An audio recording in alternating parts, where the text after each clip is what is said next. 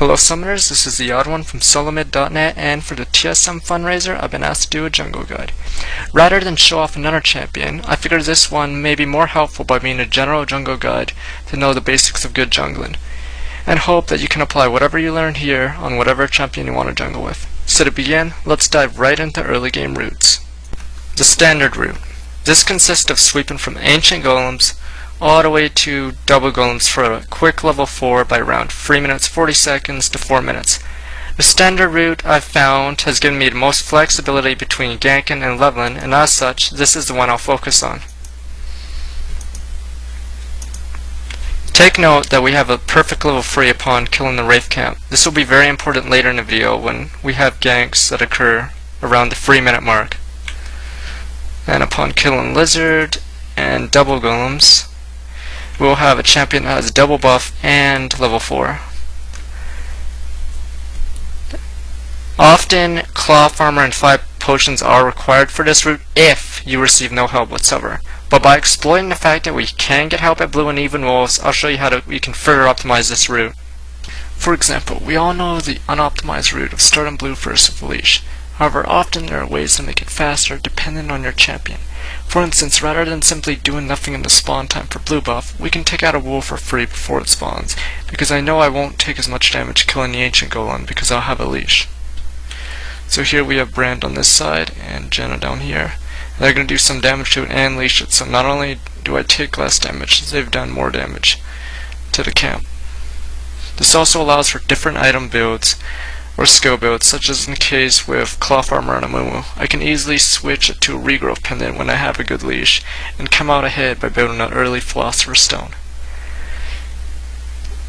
So, with that in mind, would it be possible to further refine this route and turn out some plays with it? Turns out, we can. Using allied champions, I can further optimize the experience gains I receive by attempting to wipe out the wolves before even blue spawns.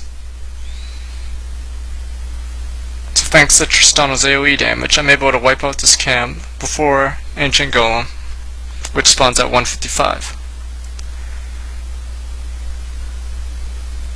So once this camp is done, I'll show you what we can gain from having that extra time.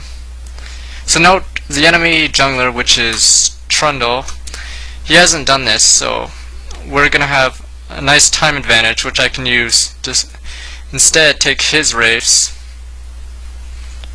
There we go. So he's still on his walls while I'm right beside his Wraith camp. So by the time he crosses the lane and sees me, I'll be done the Wraith camp, which means I'll have a nice experience advantage over him, and I can still do my own camp on the other side while his is not spawning for another 100 seconds. But if you figure that it's too risky to counter jungle, you can make use of your faster time by ganking at a time where people won't expect it. Here I'm about to be level 3 by 2 minutes and 40 seconds. And then I can gank with the intent to either blow the enemy summoners or get a kill. So here we go. I let Karthus bait Turek.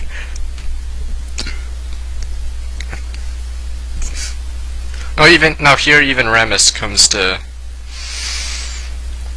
counter gank, but it doesn't get either of us. So even though the gank was almost failure, we actually get the kill here, I've blown middle summoners so I can gank them at a later time. So here I do something a little different. Instead of ganking middle, I've been told that top has no flash because Cassiopeia already used it.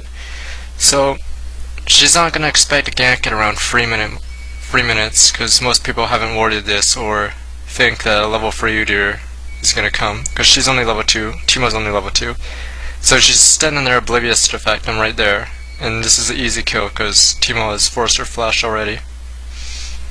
Regardless, if no ganks are able to be seen at that current time, you can adapt and just continue with a route that gives level 4 in about 4 minutes. Here I choose to power level to level 4 rather than put a point into fear and attempt to gank. It's 250 and it's about to be done, and I don't say gank middle, so I continue on the Liz by leveling Drain again to make it faster. But it's important to note that level 3 gained at 3 minutes is extremely useful for early gank, as most champions will be able to put a pointer to all 3 skills they need for a gank even if they don't have red buff. Having a flexible route allows you to adapt in case of, say, a level 1 teamfight where you can simply skip the killing wolves early step to change it to do the standard way to get back in the game. For instance, instead of killing wolves first, you could just start with ancient golems. So here, Fiddle will be level 4 at 340, I believe. And that's a fairly nice time. Ganking. Now let's step back and see how this works. A jungler has to balance ganking and leveling, as often ganks will yield far less experience and gold to the jungler than simply keeping all the camps constantly dead. It is always important to mix these up. The moment you're seen on the map ganking, it removes all pressure from the other areas of the map, as they'll know your exact spot at that moment. So the reason I'm showing this clip is... Alright, we get that done. So this knowledge of where the jungler is also ties in the counter jungling as well as ganking. So here I figure that since the enemy Tryndamere has yet to pass that ward to go to his Wraiths, I assume that he's in my jungle, so I killed a big wolf. So here I'm going to check the Wraiths. The Wraiths will be gone, his wolves are gone, his Wraiths are gone. Now the fact that he still hasn't passed that ward, our entire team knows he's at our double golems. So now since we know his basic location, all pressure is gone from the jungler because we know his exact spot and we can counter him effectively. So here, following up that gank earlier on Cassiopeia, I decided to clear the double golem camp and lizard camp to make sure I get a constant flow of experience and gold. So good enemy laners tend to go aggressive at the first sign they realize or think there won't be any external ganks, because the jungler is busy farming or ganking someone else. One of the times they tend to do this is after a gank, as they'd never expect to be ganked a second time in a couple minutes. So here I'm going to go back, and then I'm instantly going to go to the top lane and the gank again. By taking advantage of this fact, you can become extremely annoying and let the enemy start the blame game ahead of yours. So here I sneak into this brush. Okay, that's a replay glitching, but there you go. And we just let Teemo bait it out.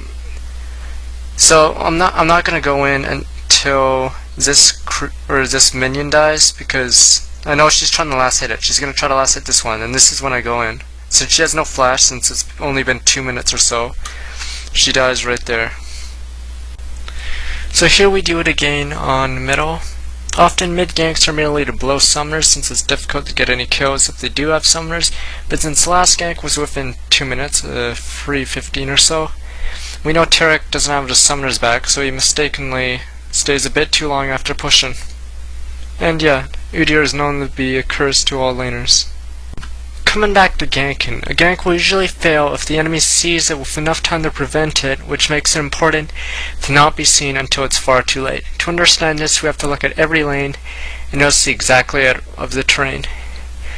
So here at the top lane, if I'm on purple side, it is significantly harder for me to provide gank support if the lane minions are close to the river, as the back entrance towards blue is covered by a turret. However, note that if we're on blue side and we have an extra path from behind which isn't covered by purple's turret, with this knowledge combined with lane brush ganks, which I'll cover later, we see that there are 3 basic ways to gank top on blue team while having the same on purple, but the third is only useful if the lane is pushed to tower. The bot lane is similar, except it goes the other way, with the purple team having the advantage of the easier route. So with this in mind, we understand if I were laning on the disadvantageous side at either top or bottom, I'd need at least 2 wards to cover ganks from riverside. As in this clip, my team has told me there's a ward right there, so... Oh, okay, I see what happens. Right, so I go get red, and we know there's a ward here. However, this ward will only cover this area. So if I were to hug the wall and go by this brush, they wouldn't see me coming. So for purple side, it's disadvantageous to be here because you need 2 wards to truly cover the river. One way around this is, which I'll explain later in the warden part of this guide, is to have a ward either here or here to make sure they can't use the river, so you can put 1 ward here. So here I come in unnoticed because they think they're safe because there's a ward right there, but they're completely walked by it. So I call for the gank and we pick up Tarek, who's unable to escape. Here we go. And he is killed with little trouble.